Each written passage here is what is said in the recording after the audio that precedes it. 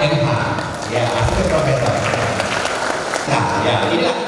Pemerintah Republik Indonesia melalui Badan Kependudukan dan Keluarga Berencana Nasional terus berupaya mewujudkan sumber daya manusia yang berkualitas sebagai bagian dari program Indonesia Emas 2045. Untuk mencapai target ini diperlukan kerjasama dengan berbagai pihak. Kantor Perwakilan BKKBN Sumatera Selatan juga mengambil langkah untuk mendukung upaya pemerintah pusat. Mereka menjalin kerjasama dengan Sekolah Tinggi Ilmu Hukum Sumpah Pemuda Palembang. Ada 3 langkah kerjasama yang dijalin, yaitu dalam bidang pengajaran, penelitian, dan pengabdian masyarakat. BKKBN Sumsel berharap mahasiswa dapat berperan aktif dalam mewujudkan generasi emas. Dengan kerjasama ini, pihak STIH pada Palembang akan mendukung program kerja BKKBN Sumsel. Tapi kita harapkan para mahasiswa juga bertindak berperan sebagai subjek, sebagai pelaku, ikut berperan serta dalam upaya untuk mewujudkan sumber daya manusia yang berkualitas.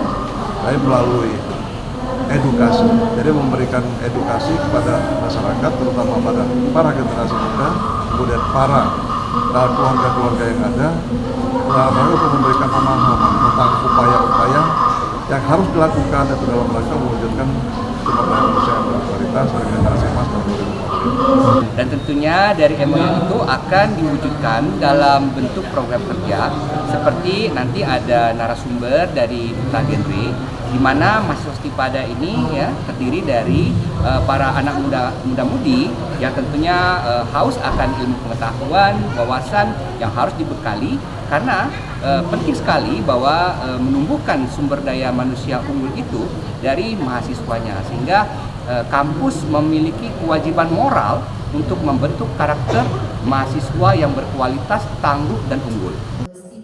Kedepannya, BKKBN Sumsel ingin para mahasiswa dapat memberikan edukasi dan pemahaman kepada masyarakat, generasi muda, dan keluarga untuk menciptakan sumber daya manusia yang berkualitas. Nur Muhammad, Kompas TV, Palembang, Sumatera Selatan.